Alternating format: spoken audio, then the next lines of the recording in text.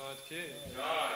Jai Prabhupada Swaraj Pitara Shlotar Chapter Sangres Srila Bhakti Siddhanta Saraswati Goswami Maharaj Srila Prabhupada ki Jai. Ananta Koti Vaishnavrinda ki Jai. Ananta Srimad Bhagavatam ki Jai. Jai Guru Premanandi.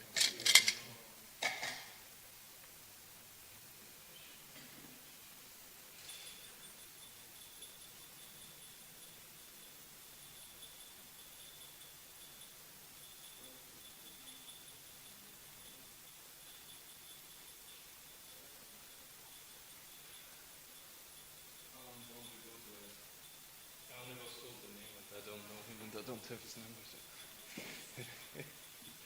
Just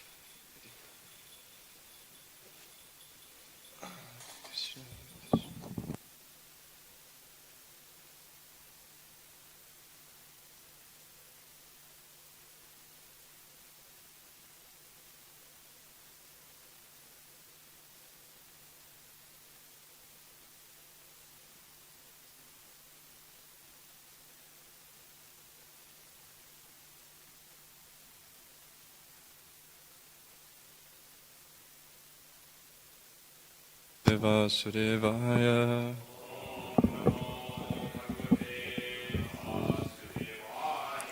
Om Namo Bhagavate Vasudevaya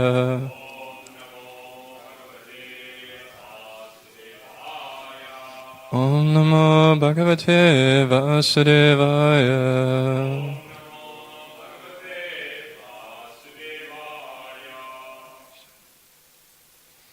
Hare Krishna, today we are reading Srimad Bhagavatam, Canto 3, Chapter 17, The Victor of Hiranyaksha, Text 18.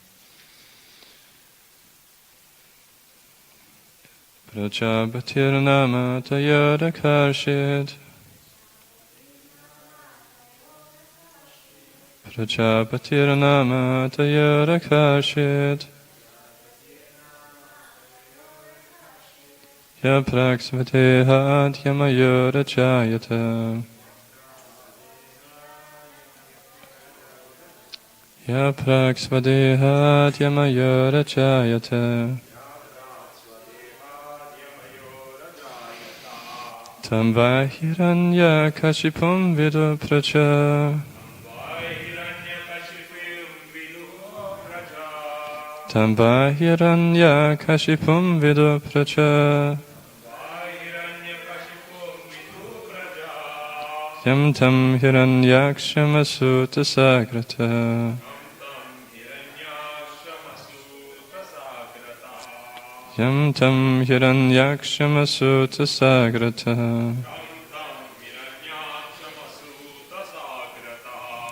Prajapatirnama tayadakarshid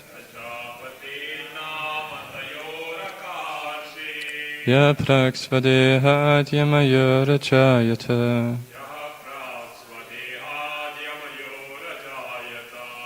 Tam vahiranya kashipum vidu pracha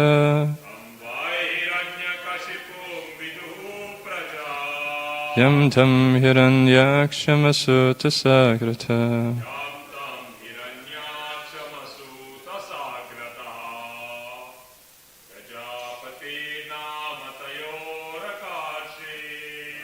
Prajapatirnama tayadakarshid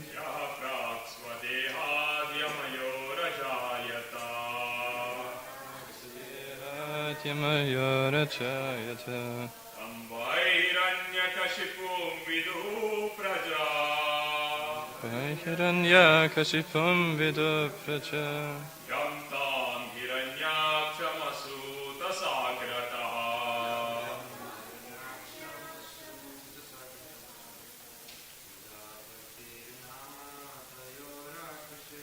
Prajapati nama tayorakarshi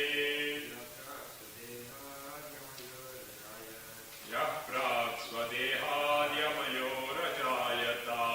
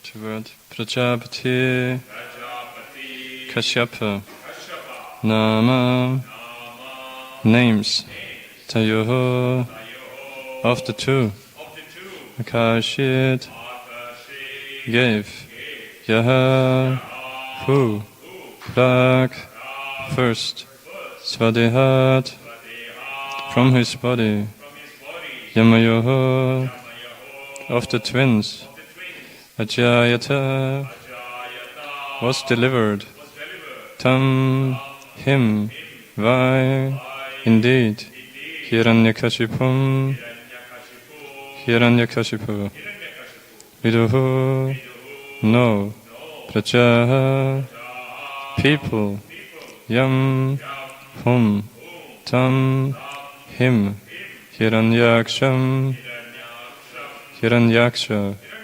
Asuta gave birth to Sa She Diti Agarataha first. Translation and purpose by His Divine Grace Abhayachar and the Bhaktivedanta Swami Srila Prabhupada Ki Jaya. Kashyapa Prajapati, the creator of the living entities, gave his twin sons their names. The one who was born first he named Hiranyaksha, and the one who was first conceived by Diti he named Hiranyakashipu. Purport.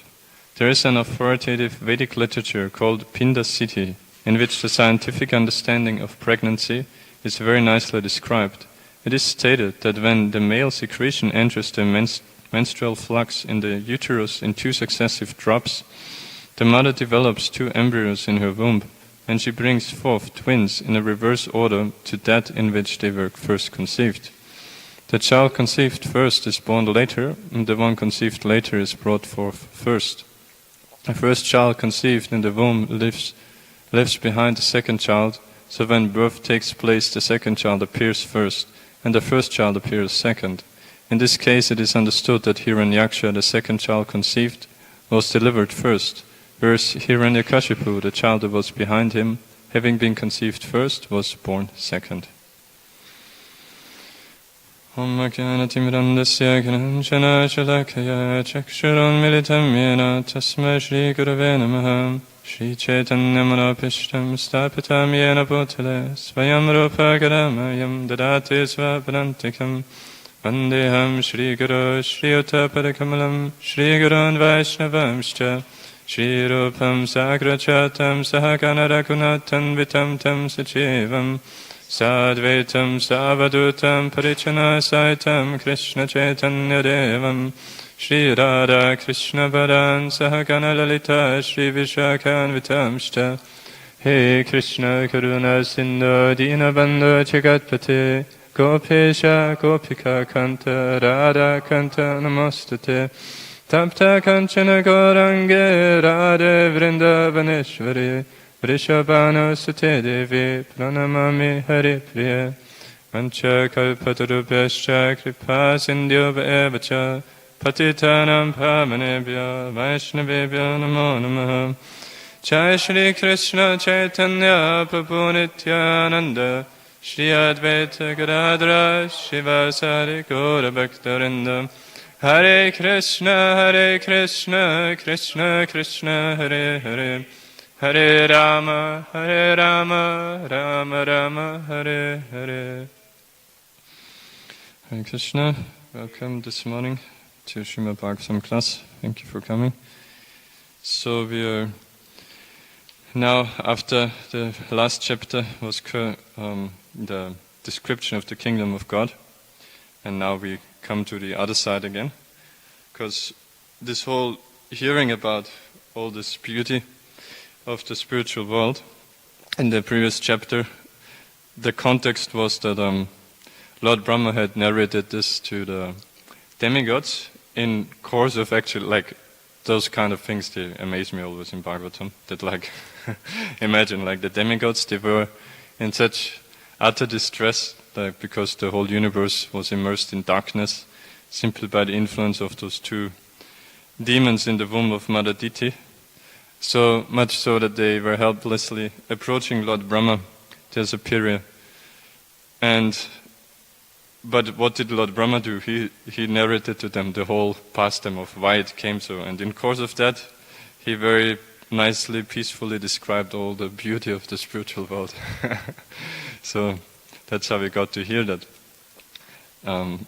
Because like similar as even just with Arjuna hearing Bhagavad Gita, like they were right in when the battle was already, like everyone was blowing their conch shells, everyone was ready to fight, and then they very peacefully were discussing, and Arjuna hearing from Sri Krishna.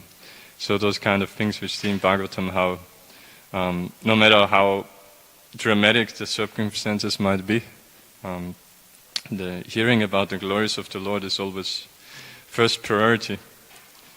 Like I heard recently in a lecture from Isvaresvara Prabhu, where he said about like one famous example of that is also we know of the father of Mother Sita, Janaka Maharaj. He was said to have been so eager to hear Krishna Katha that every day he would go and attend Srimad Bhagavatam class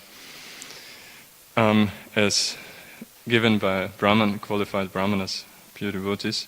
And one time it so happened that he, don't remember what the reason was, but for some reason he couldn't get there on time, and so the brahmanas there, they were discussing should we wait for the king or not, and the majority said, well, after all he's still only a king, so brahmanas, we shouldn't make Bhagavatam wait for a king to attend, we'll just start. And so then he hurriedly at one point he joined them in sitting down eagerly hearing.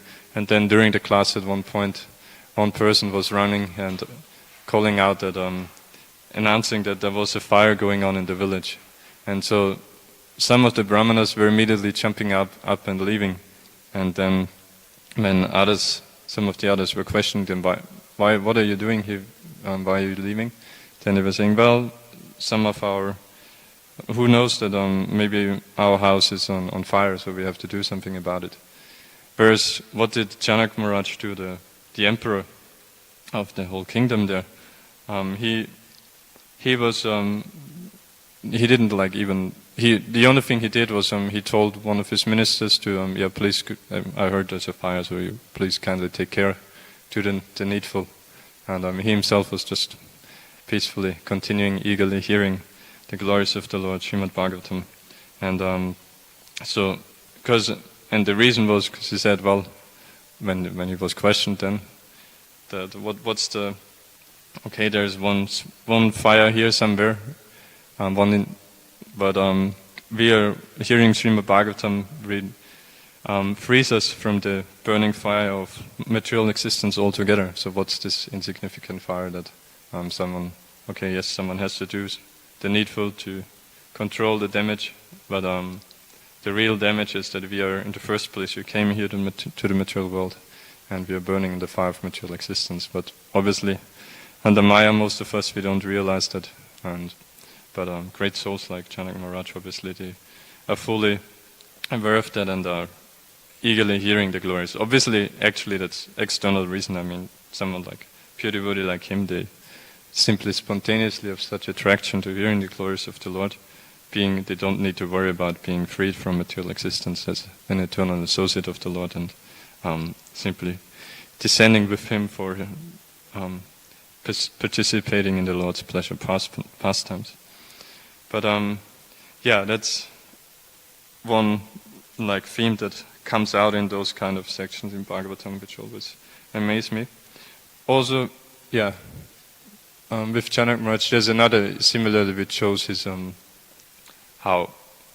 what the real kings like Ambarish Maharaj we discussed recently, and Janaka Maharaj, all those great saintly kings, how their priorities were and how they were doing the kingly duties just as needed and delegating as much as possible, and themselves always being so eager to hear from great souls. Another like famous pastime there is how one time he was hearing from, apparently I heard of Isvaresvara Prabhu saying there's even that's recorded in one of the Puranas or in one of the Shastras, famous conversation he had with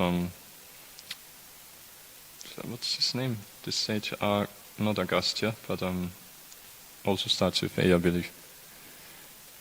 Oh, I forgot his name now. But this sage was narrating to him, and at one point Janak Maharaj was posing a question which like many have, that how come that like all those conditioned souls, they are suffering so much here under the spell of material energy, and they want to be free, but it's like, how come it's so difficult to become free from Maya? And then how did the sage answer? If someone remembers the name, please tell me.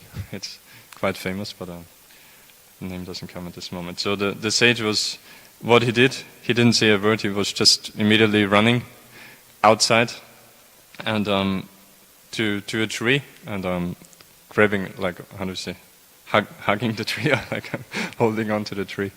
And then when Janak Maharaj was inquiring from him, well, like, okay, so great sage, what is the answer? And the sage said, yeah, this is the answer. So then he understood that yes, that actually, or rather the sage explained that in fact all the conditioned souls, they might say, yes, I'm suffering, I want to be free, but in fact it is them who are holding on so tightly to the illusory energy. It is them who are not ready to let go and to surrender to Krishna instead. So we know, Devi Yashaguna Maya Mama Maya Turateya Mama Vaya Prapatante Maya Mitam Tarantite. That Krishna says, it is only if you surrender to me that you can overcome this otherwise insurmountable illusory energy of mine, which is one of his energies, as we know. One of his energies, but also yesterday I read a few verses in 9th canto on the pastimes of Lord Ramachandra, and there in one purport Prabhupada explains how. I read on the train back in Ishopanishad. So one of the purports there, Prabhupada explains that in one sense, the material energy, it's not even directly Krishna's energy, because his spiritual energy is directly his personal energy, you can say, and it's his pleasure energy. So what the whole spiritual world, everything manifested and is controlled, is acting under his internal potency, his personal energy.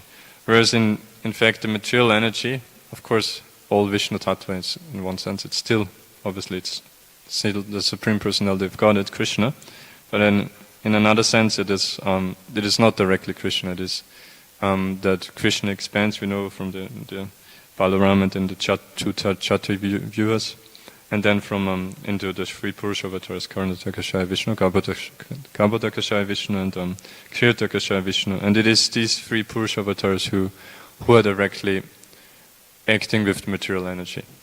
So we know from Mahavishnu comes the Mahatattva, and all the universe manifest. And then Kabadakashaya Vishnu enters into each universe and is upholding, giving birth to Lord Brahma and upholding the whole universe at the bottom, lying down in the Kabadaka ocean. And Kshirodakashaya Vishnu is the one who is entering into each atom and into each living being as the supersoul. So external energy, it's in that sense technically it's not Krishna's personal potency, but through the Purusha avatars, it's obviously still his energy. And so coming back here I haven't attended recently or read, so I myself to look a bit. So we are, as I said in the last chapter, at the conclusion we saw, because that's another interesting aspect that I was thinking here, is how we saw that the Lord told the four Kumaras that actually don't worry too much about your wrongly cursing my pure devotees, because actually all of this, it has my approval. In other words, Prabhupada explained, the whole pastime was conducted by the Lord himself for his pleasure. And so from that perspective, then then we understand this whole pastime. Everything is perfectly under the will of the Lord, so nothing to worry about in that sense. And from the perspective of Mother Diti, I was thinking here when I briefly read about what she was doing, that we know that when she was told by her husband Kashyapa Muni, after she was insistent on begetting a child at this inauspicious time, and then on Kashyapa Muni afterwards, but he mildly chastised her and explained to her that it was not a good time, and that's why you will have 2 demons in your womb. And but then he also knew and told her how her grandson will be from Hiranyakashipu. We know his son will be Prahlad Maharaj, a pure devotee of the Lord, and the 2 demons will be killed by the Lord personally. So hearing that, Mother Diti was said there, she was like really in ecstasy. She was in such great delight hearing that. But yet here, even though she knew, okay, these sons, they will be demons, but they will be killed by the Lord personally, so they will get us an auspicious result from that. And there will be a grandson for Prahlad Maharaj, who is a pure devotee. So she was, in that one sense, she was happy, so you could think she would have anticipated, okay, let it happen. But then what we hear here in the beginning of this chapter is that actually, it said in text 2, that the virtuous Lady Diti had been very apprehensive of trouble to the gods from the children in her womb, and her husband predicted the same. She brought forth 2 sons after full 100 years of pregnancy. So on the one hand, she knew, actually it's under the will of the Lord, actually it's auspicious, but then still at the same time she knew also that because they were such great demons, they would cause so much trouble to the devotees, and specifically here to the demigods, especially. So she didn't want that either. So we see that yes, it's like an interesting thing that pure devotees, okay, they might understand, yes, it's the will of the Lord, but then still they don't. They feel they have a soft heart that they can't see, they can't see other suffering. Just as like everyone knows, yes, actually no one is innocent in this material world. So there's not a single conditioned soul here who would, for some mistake was being made, and so for some reason unfairly they are suffering here. No, it's not like that. We know everyone has his free will, and everyone is getting his reactions according to his karma, according to how he misuses his free will, of not purely serving Sri Sri Radha Gopinath, which is our constitutional position. And consequently, it's all perfect also in that sense, like the suffering of all conditioned souls. It's from the point of fairness, there is nothing unfair, it's all perfect.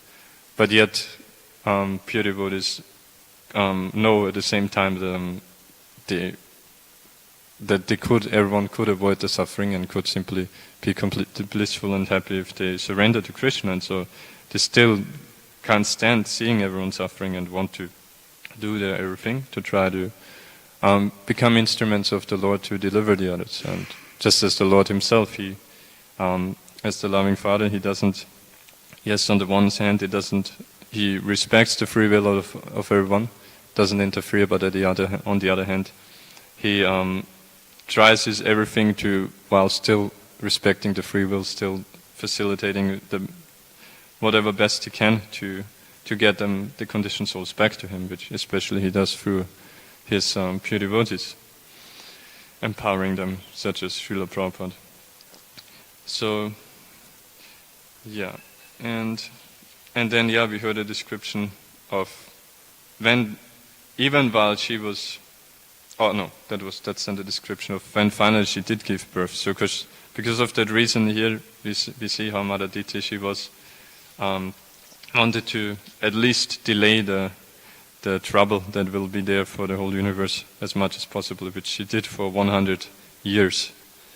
And then when finally she did give birth to those 2 demons, then we heard a description of how the whole universe was, all the nature was responding violently, like most inauspicious, like earthquakes and violent winds, and all of that. Even so much so that we heard here in text 6, it's mentioned that the luminaries in the heavens were screened by masses of clouds in which lightning sometimes flashed as though laughing. Darkness reigned everywhere and nothing could be seen. So, and like that, there's a quite elaborate description. Like, it's amazing, the contrast to the previous chapter we heard, how in detail and how beautifully we heard about the spiritual world, and now here we hear nice details also about what inauspicious effect simply the birth of Hiranyaksha and Hiranyakashipu had on the environment, on nature. So Bhagavatam, it's amazing from every perspective of how much detail it gives, and how in this way how we can really, it's not so much a question about simply information. Okay, that is more maybe in a sense in like Bhagavad Gita, where Krishna tells us the knowledge, yes, and Srimad Bhagavatam also, it's full of transcendental knowledge, but also it's has so much rasa. It directly enables us to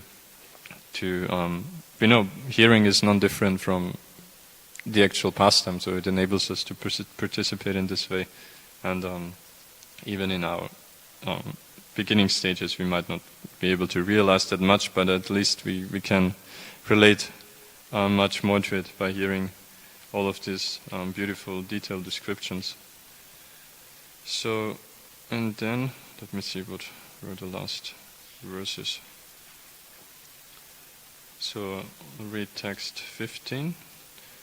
Said that marking these and many other omens of evil times, everyone but the 4 sage sons of Brahma, who were aware of the fall of giant Vijja and of their birth as Titi's sons, was seized with fear.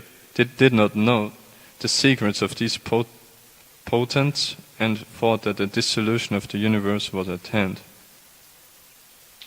So, it's also interesting actually that it seems only the 4 Kumaras were actually remembering. I mean, obviously they were most fully participating in the pastimes themselves. That they knew then what was the reason, but the demigods, it seems, even though they heard from Lord Brahma, by that time, after the 100 years, they forgot about it and thus were full of fear. And then in text 16, it's described that these 2 demons who appeared in ancient times soon began to exhibit uncommon bodily features. They had steel-like frames which began to grow just like 2 great mountains. Text 17, their bodies became so tall that they seemed to kiss the sky with the crests of their gold crowns.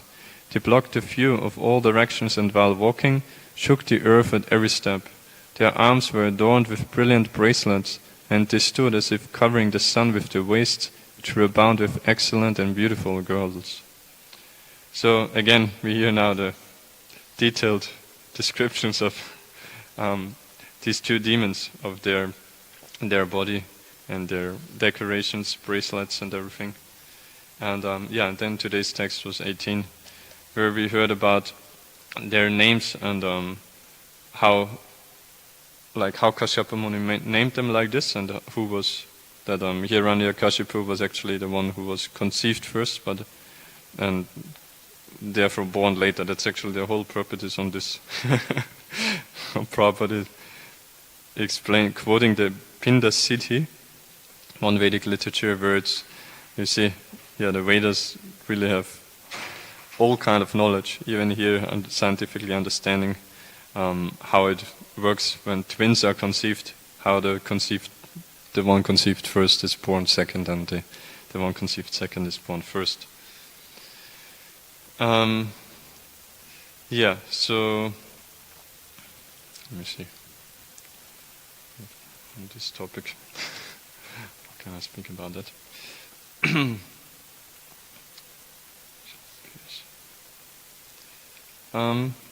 I guess I'll just take the theme here from how we see that Bhagavatam and with Srila Prabhupada's purpose, how it gives us really such a broad perspective. Because on the one hand we understand that, like Srila Sanatana Goswami famously glorifies Srimad Bhagavatam in saying that every syllable of Srimad Bhagavatam is full of Krishna prema.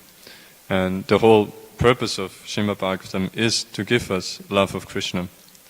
So then, and that, knowing that, then one might think that, yes, okay, then why is there not only like the 10th canto directly hearing the beautiful pastimes of Krishna and hearing his, about his sweetness and his, loving dealings with his devotees, which would seem most obvious should evoke our original love for him, mesmerize us.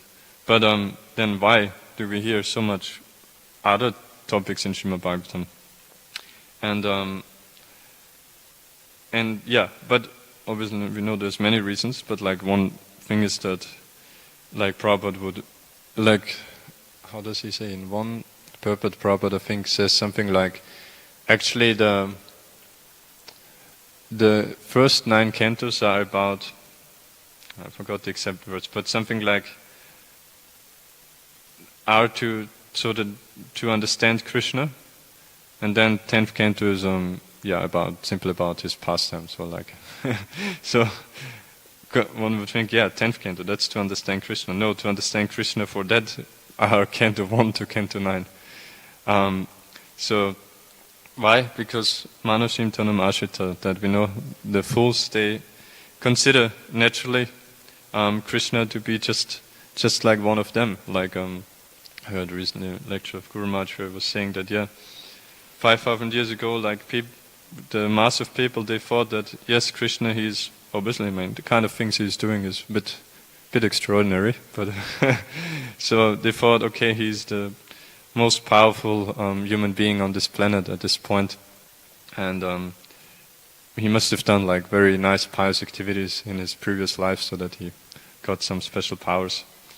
Or those who were more advanced, Maharaj was saying, would some of them would think that, okay, maybe it seems like he's really doing things which are out of this world, so maybe he's in some kind of plenary portion or expansion of Mahavishnu, because Mahavishnu, he's quite obviously to be recognized as the Supreme Personality of Godhead. We know simply by his breathing of each of his pores comes one whole universe. So that's a bit more easy to understand that, okay, that this person must be God. But with Krishna, it's not as easy, even though we know, like Prabhupada will many times explain, like he's lifting Govardhan Hill with 7 years old, and killing Putana with just as an infant, and all these pastimes. Similarly, Trinavarta. I heard, from my Guru Maharaj recently, he talked on this pastime a bit elaborately, how Krishna, we know, when he was, Putana was, I believe, the first demon he killed, then Shakatasura, and then Trinavarta was a bit later, where he was not a tiny infant, but little grown, but still a small child, or baby. But so, we know the pastime, how one time Krishna was thinking that he had this desire, like we discussed it a bit at the end of the last chapter of where we saw that, okay, this whole pastime of his own devotees getting cursed, and by the 4 Kumaras coming there to Vaikuntha, it seems quite, why does the Lord allow something like this to happen? But we understood that, no, it's all the Lord's will, and all perfect, and all for his pleasure. One way of how he enjoyed also, and how he also fulfilled the desires of his devotees, and so forth. So understanding, because that's the more difficult part, and but the most important, both you need to know, but part to understand Krishna is to be this supreme enjoyer. Only then will you be able to engage in devotional service. Otherwise, if you only understand him to be the supreme controller, the creator, maintainer, all of that, then all you do is at best is to worship him as a duty. That okay, you understand? I depend on him, so I have to worship him if I want to be somehow peaceful, somehow happy. So you still would consider him as the order supplier. Whereas if you could understand Krishna to be the supreme enjoyer, and understand that you are part and parcel of him, and you are supposed to engage in his pleasure potency under the guidance, under the control of his pleasure potency of Srimati Radharani, then only then you will naturally also be happy. So only then you can actually really fully, in pure love, engage in devotional service. So yeah, that's another. In every pastime we see Krishna as the supreme enjoyer actually, but yeah. So that's one of those beautiful pastimes also, where Krishna, at that time he was feeling that okay, I would like to. Mother Yashoda, yeah, she's so lovingly taking care of me here, and thinking me to be this small, dependent child, and yeah, pampering me. But at that time, Krishna was feeling like, oh, I feel like I would want to go on a joyride.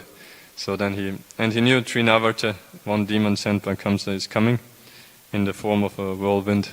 So then what Krishna did, he made himself extremely heavy, so much so that Mother Yashoda, it said that she put him right on the floor actually, and Guru Maharaj was explaining my question, like, why is she at least could have put him on the bed? Why? I mean, what kind of child care is that? Just putting her baby right on the floor and running away, but running away she was. So first of all, why did she not put him on the bed? Is that it's explained she was thinking that, oh, he's feeling so heavy, if I put him on the bed will just break and he will just get hurt and everything, so better put him on the floor. And she ran away doing what? She was feeling helpless because he was so heavy, she couldn't carry him, she couldn't do anything with him. So she thought something is suddenly wrong. So she was running and trying to find some brahmanas who could chant some mantras or do some yagyas for the safety of her child, Krishna. So, and that's exactly what Krishna wanted, because her running away enabled him then to being picked up by Trinavarta without her seeing the demon. And as soon as Trinavarta came, then he made himself extremely light so that he could, picking up very quickly, very easily, rise up into the sky, high in the sky. So, which is what Krishna wanted to enjoy in this way. But then he played in this pastime, he played back and forth with the Laghima and Mahima Shakti, of making yourself lighter than the lightest or heavier than the heaviest. And so first, he made himself heavy, then light, and then when at one point when he sensed, well, like I know my mother, and not only his mother was in anxiety, but actually we know Trinavarta, he was a whirlwind, so the whole of Vrindavan at that point was actually like full blowing with dust, and you couldn't even see because the dust was flying everywhere in this way, and so the whole of Vrindavan was in anxiety, and Mother Yashoda was just screaming, and so you can imagine how much anxiety Mother Yashoda was, and which is another one of those always amazing aspects to consider in how it is that those pure devotees, the highest devotees in the sense of being most intensely attached to Krishna in the like Mother Yashoda and then the gopis and everyone, that like the older Rajapasis, that their love is so intense that they and it always gets heightened by feeling full anxiety for Krishna. Whereas we know Vaikuntha, the definition of Vaikuntha is free of anxiety, and Golok Vrindavan is the supreme planet of Vaikuntha. So, but we see how spiritual anxiety is the highest perfection. And so here also with Mother Yashoda. And then again, so Krishna is seeing so much anxiety for all his devotees there, even though it's highest ecstasy actually, which he knows of course, otherwise he wouldn't cause it for them. But then at the same time, in one sense similar with here with Mother Diti, as what we discussed before. But then at the same time he also feels a bit, cannot bear them seeing too much, being in this transcendental anxiety. So then at that point, and again he made himself heavy, but and also at the same time he used his, but it's mentioned without expanding or anything, still being his baby form, and this huge demon which had a neck like something like this maybe. He with his baby hands grabbing him, he strangled, or how do you say, like to grabbed him so that the demon suffocated, and he died actually in this way, even up in the sky. But then Krishna simultaneously made himself again heavy, and so that the demon crashed down on a slab of stone on the ground in Vrindavan. So, we see those pastimes in Vrindavan, which is the Bhu Vrindavan we know here is non-different from Golok Vrindavan, and where we see those kind of actions also, just as here, we heard about this, all these bad omens, how violently nature acts upon the appearance of these demons. So many demons came to Vrindavan as well, and Krishna enjoying that. So, why was I saying this pastime? Because, I wanted on the theme of how Bhagavatam so broadly gives everything. So, and then I drift off there. Why Bhagavatam also tells those other things.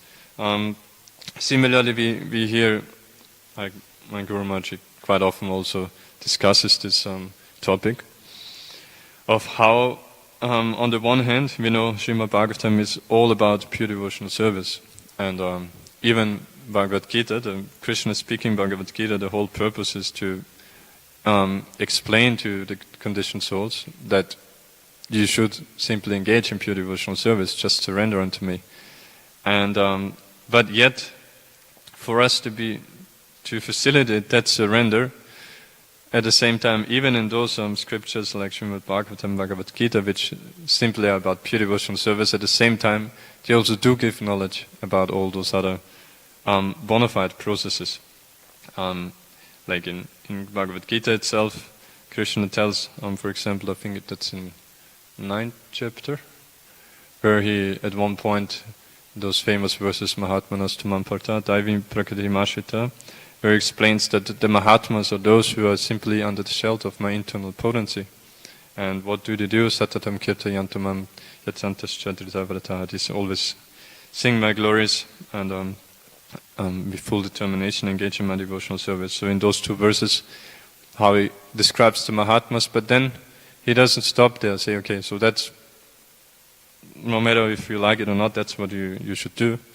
Then he says, but there are others, and and he tells what kind of others, what else you can do. He tells there's those who, I don't remember exactly the sense, but pritaktavena, so those who are who like to worship many different forms, many demigods or other forms that they like to consider worshipable. And ekatvina, there are those who like to think themselves also God being everything one, all Brahman. And so ekatvina, pritaktavena, and vishbahuta vishvatomukam, something like that. And then there's those who, so like Guru Maharaj was saying, so there's I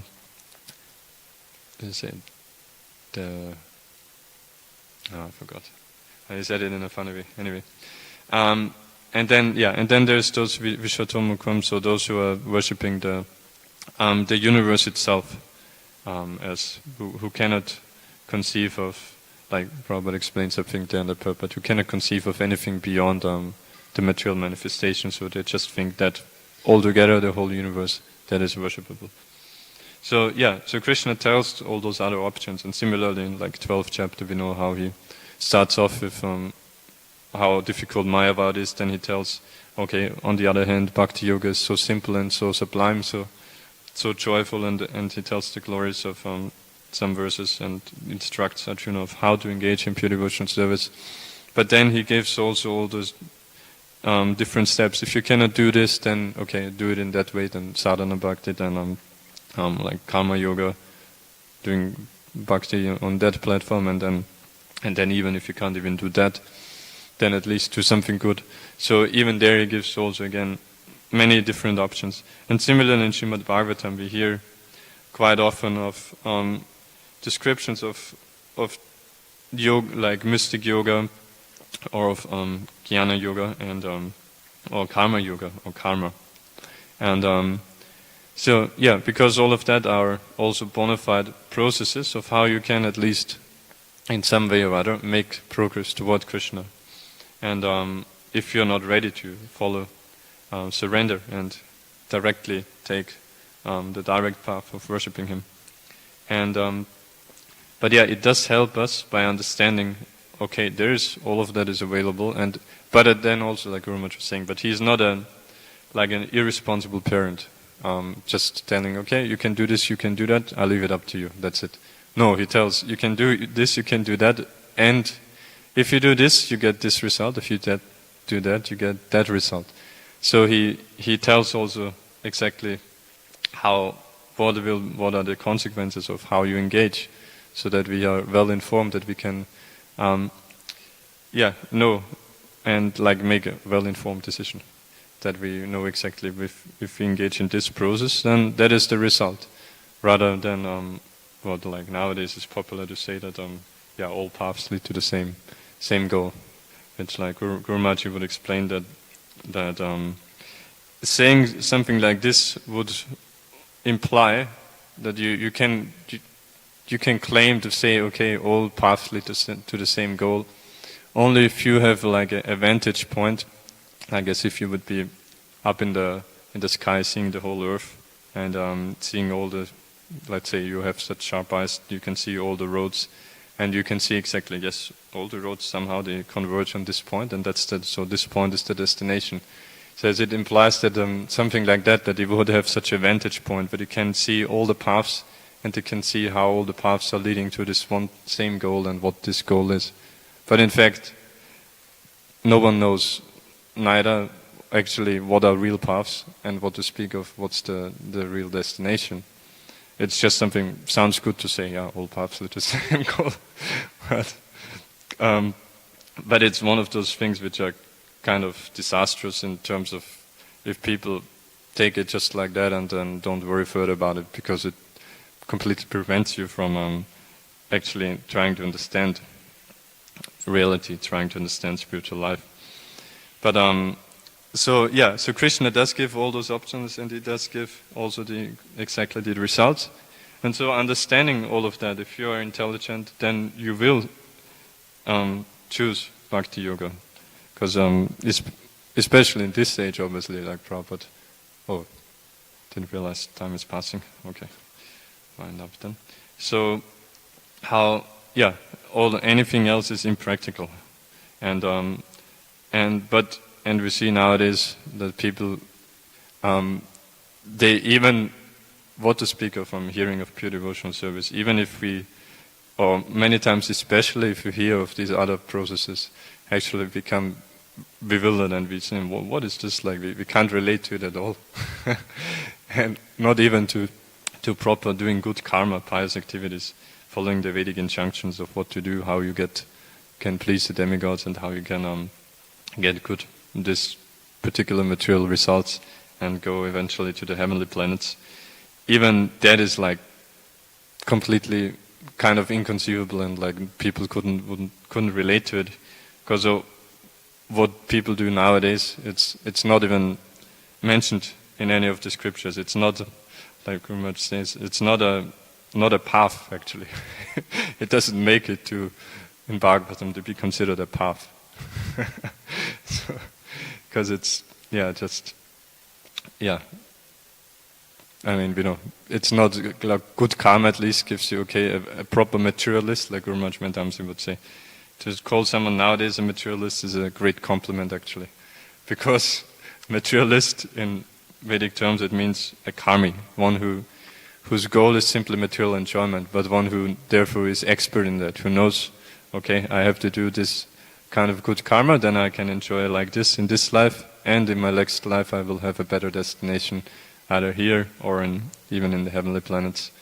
But nothing like that is known nowadays or is practiced, so no one is actually a proper materialist. Just, complete degradation. That's why even more so they need the mercy of Srila Prabhupada and Sri Chaitanya Mahaprabhu. Okay, so Angira Muni? No, not Angira. Angira is the associate of Narad Muni. No, it was not Angira, I think. Yeah, anyway, thank you. Bro, you remember?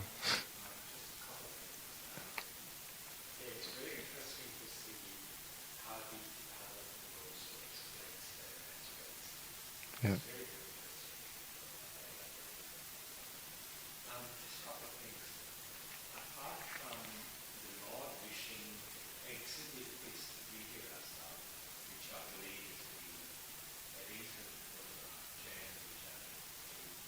Yeah, well, one of the reasons, yeah.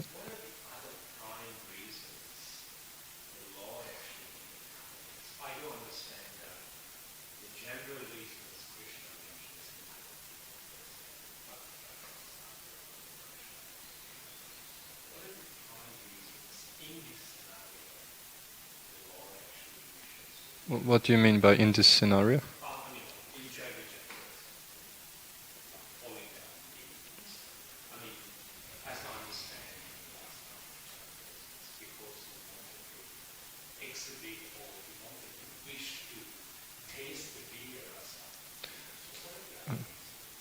Yeah, I mean, in terms of this particular pastime, we've discussed it a few times that that the Lord wanted to enjoy in this way. It's mentioned also Jai and Vijay, they were curious about seeing the Lord in such a ferocious form of fighting. And also we saw how the four Kumaras in course of this pastimes, how they then regretted their mistake and they got to see the Lord and got to smell the fragrance of his lotus feet and of Srimati Tulsi Mani, so they became transformed into pure devotees. And so that's some of the reasons, as we discussed. There's always many reasons that Krishna can fulfill simultaneously. And otherwise in general, I don't know if the Lord's descending, we know the primary reason, Prabhupada explains, is actually to not so much to kill the demons, and more than that to protect the devotees, but even to protect the devotees, also he wouldn't need to come personally, because like externally, because the devotees are always with him, like we saw with Prahlad Maharaj also, so that he was always with the Lord, and he always saw the Lord. So for him, the Lord was always with him. So in that sense, there's no question of the Lord descending to protect him. He already protected him. He was always with him. Like no matter if he was falling down the cliff or being trampled by elephants, the Lord was always with him, always protecting him. So that's why it's explained. The most important reason actually is then that he simply exhibits externally his pastimes so that conditioned souls can more easily hear about it and relate to it, and so to re-attract